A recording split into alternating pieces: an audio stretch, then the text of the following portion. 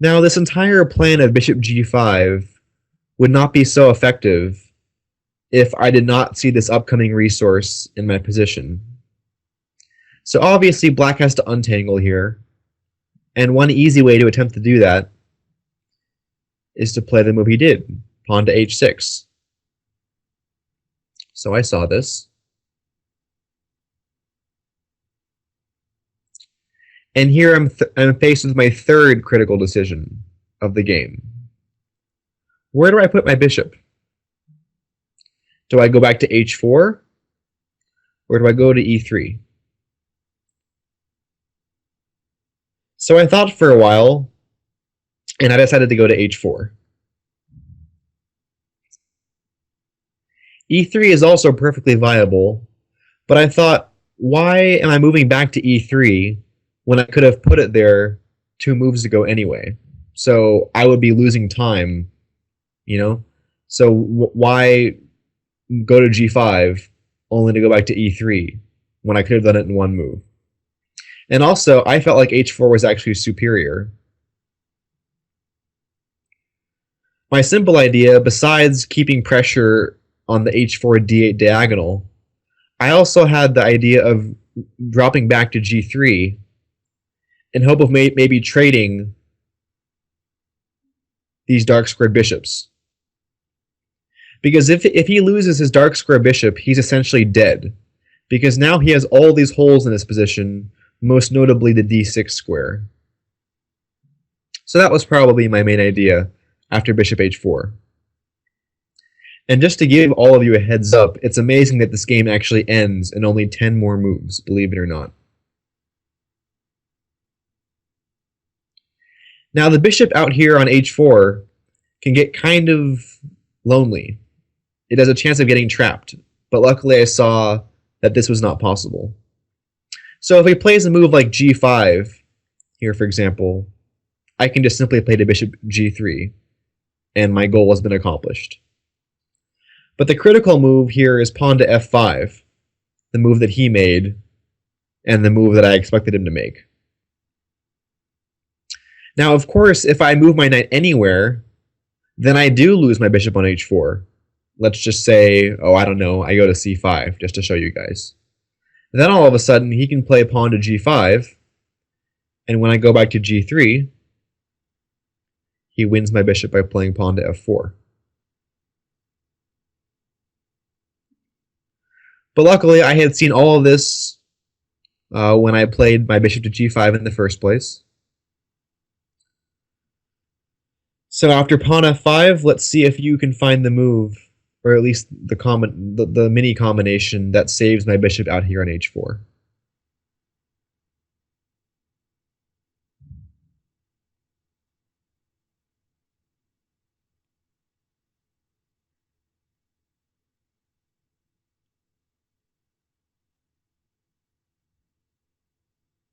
Okay, hopefully you've had a few seconds. So bishop h5 check is the move. King f8 is forced. And now bishop d8 is the key move. And it's pretty cute, actually, this bishop d8 idea. So now, obviously, if he takes me, if he takes my bishop, I recapture, king e7, rook e8, check. It's almost checkmate even. King d7. And I don't know, I have so many good winning moves here. I mean, probably something simple like knight c5, king c7, and I can either take here on e6 or play bishop f7, winning this knight on g8. And of course, all of his pieces still aren't developed. So he can't take my bishop on d8.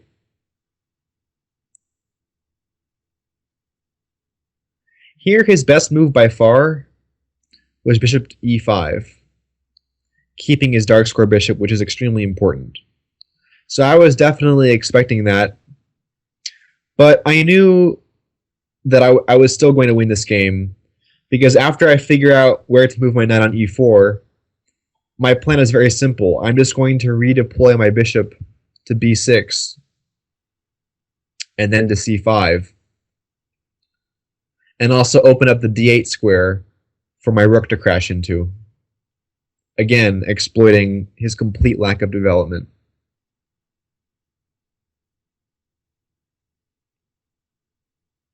But he played a pretty greedy move, which is essentially completely losing. He decided to win a pawn by taking here on h2.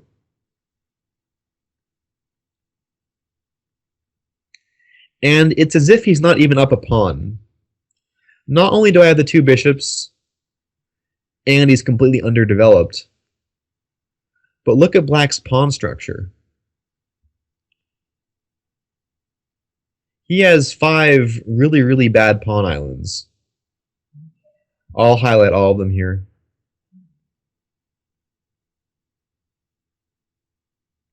So despite being down a pawn, I did not care at all because I knew he was essentially lost. So now it was just only a matter of finding a concluding plan to finish him off and win the game.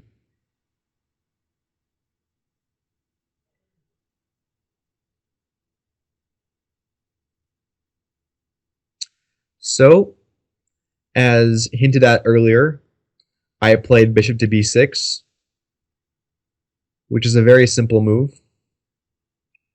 It's threatening bishop c5, check, and the king is caught here. So let's just say he makes some random move. So it's actually checkmate.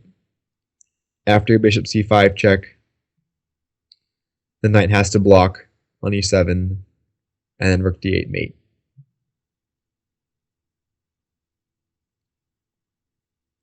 So bishop b6, and it pretty much forces his next move, king to e7. He has to give his king some breathing space, so he's going to come out this way. And to be honest, this is where I began to see some pretty cool mating ideas. This is where I began to see all these really cool patterns in this position start to take shape. And I was amazed when it actually happened in the game. Usually these things, best laid plans go awry. So usually these things don't happen as nicely as it did in this game, as you'll see. But this is about the point where I began to see all of these ideas take shape. So bishop c5 check,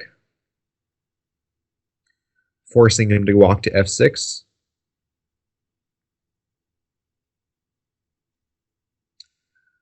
Rook d8.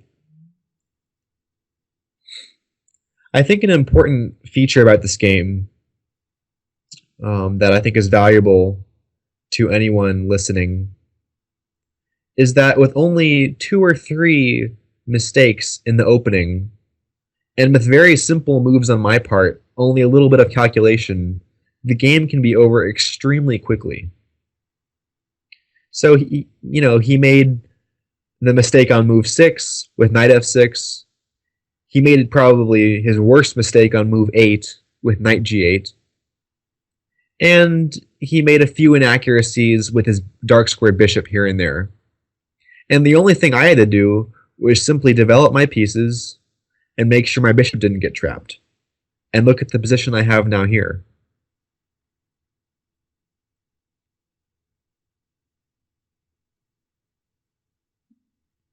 So, once again, it's pretty much an only move for black. Bishop b7. He has to get out of the pin somehow and try and connect his rooks to get back in the game. So now I realized it was crucial that I find a way to finish him off quickly. If I don't, if I give him time back, he can still survive with about 2 more moves. If he gets his king to g5, attacking my bishop, this gives him a square to develop his knight. And if this happens, he's right back in the game. He's still a pawn up, and his position is still really bad, but his pieces are out, and he's still fighting. So around here, I was really looking for a knockout blow, and I found one. So again, I made a very simple move, rook d1, nothing too crazy, and he walked right into my plan, king g5. So here is where I actually saw the mating idea, and keep in mind that I had to see all of this way back when I played bishop c5 check on move 19. If I don't have this resource, he's going to play knight f6 in one move, and he's all developed. And with queens off the board, it's awfully hard to find a way to checkmate black's king.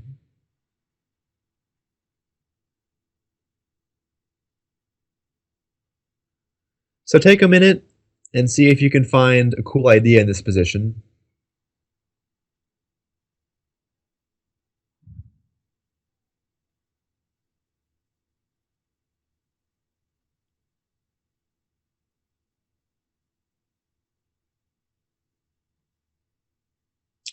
Okay, so I will continue to the conclusion of the game.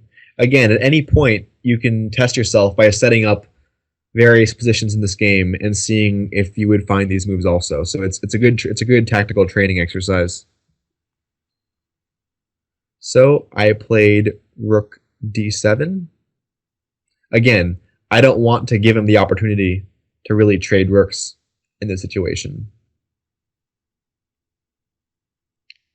And I knew he would play this next move. And to be quite honest, you will again see a neat little transposition here. It doesn't matter which move he makes first. So in the game, he played the move I expected, knight f6, attacking my bishop and my rook. And here, actually looking across at him, he looked visibly happy. He was actually smiling. And it felt very good to take that smile away from his face very, very quickly. So obviously here, and he takes mine with, I don't know, I guess let's say his knight, he's fine. Maybe he's not fine, but he's still kicking. So amazingly enough, I have a mating combination here.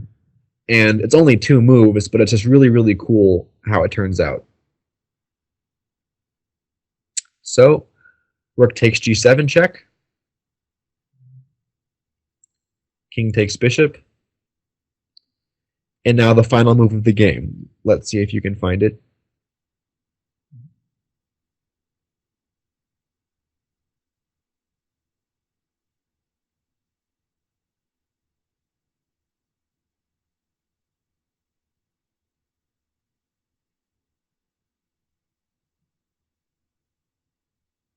Okay, so you can set this position up yourself.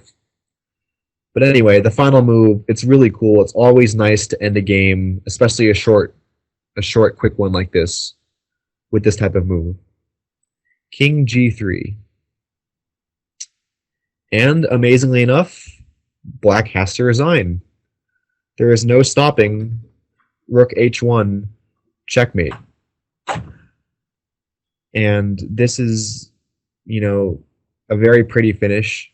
I was very happy when I saw this idea.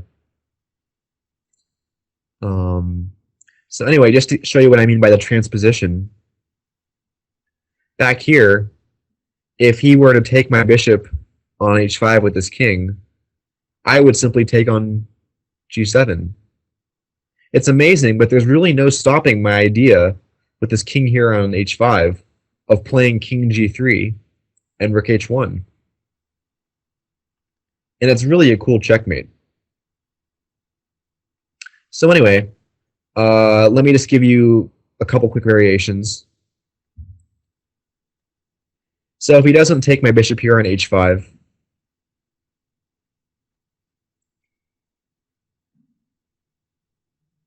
he's still completely lost. But let me just give you some quick variations. So if he plays king to f5, for example, then bishop g6 check.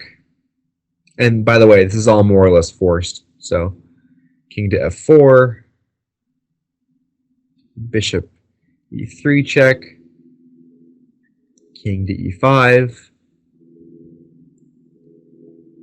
f4 check, takes, bishop d4 check, followed by, let's say king d5 and bishop takes f6. Anyway, this is all computer analysis and it's completely over. Apparently it's checkmate in 5, but I'm sure you get the idea. And finally, if he goes king f4, then pawn to g3, king e5, bishop d6, king f5, bishop g6, king g4, bishop takes e4, king h5, bishop f3 check, and checkmate. So anyway, once again, the final conclusion to the game. Very nice finish. I'll play through the last few moves really fast. So after I played rook to d8, bishop b7, rook d1, king g5, rook d7, knight f6, rook takes g7, king takes h5, king g3, and black resigned. So anyway, in summary, what's valuable about this game? First of all, there are some good tactics, some good combinations here that are worth looking at. But I think much more importantly, on the thematic level, it is taking advantage of opening inaccuracies, and then after that, how to play with a development advantage. Again, all of my moves were nothing, ridiculously complicated or exciting up until the end. They were simple developing moves, just taking advantage of my opponent's lack of piece development. And then at the end, starting from move 16, once I got the two bishops, you can see how nicely they coordinate with each other and how black's king was in grave danger. So anyway, this was my favorite game from the Pan American Games, which I ended up winning. This is FIDE Master Elliot Liu, and I hope you enjoyed this video. Thank you very much. Bye.